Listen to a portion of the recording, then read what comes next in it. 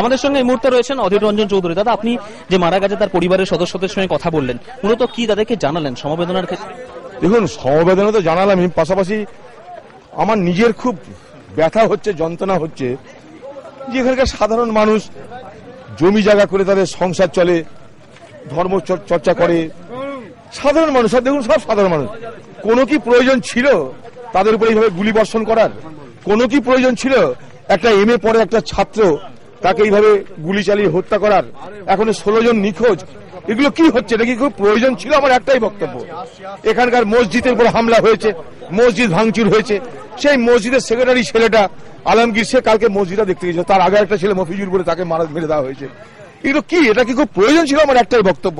এই বাংলার মুখ্যমন্ত্রী একদিন নন্দীগ্রাম সিঙ্গুর আন্দোলন করেছিলেন। নন্দীগ্রাম সিঙ্গুরের মানুষের সঙ্গে এখানকার মানুষের কিন্তু কোনো ফারাক নেই।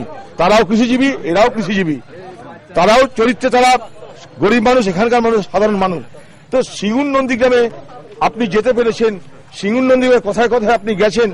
আপনার তখন ভোটের দরকার ছিল, ক্ষমতা আসার দরকার ছিল। আজ আপনি সব ভুলে গেলেন। আজ ভাঙড়ের মানুষের জন্য আপনার কোনো সমবেদনা নাই।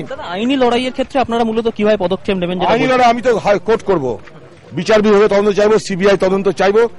আমি আইনজ্ঞদের সঙ্গে আলোচনা করে যা যা করা সম্ভব আমাদের পক্ষে, যা যা করা সম্ভব আমরা কিন্তু করব। প্রথম এখানকার শান্তি শৃঙ্খলা ফিরে আসুক, মুখ্যমন্ত্রী এখানে যে মানুষের কথা বলুক এবং মৃতদের ক্ষতিপূরণের ব্যবস্থা করুক, অন্যায় হয়ে যেতে গ্রেপ্তার হয়ে তাদেরকে ছেড়ে দেওয়ার ব্যবস্থা করুক। এগুলো চলতে থাকুক। আমরা আইনি পরামর্শ নিয়ে এই ঘটনায় অপরাধীদের শাস্তির জন্য যত দূর যাওয়া দরকার তত দূর যাব। আমরা বিধানসভায় এই বিষয় উত্থাপন করব, আমি পারলে লোকসভাতে এই বিষয় উত্থাপন করব।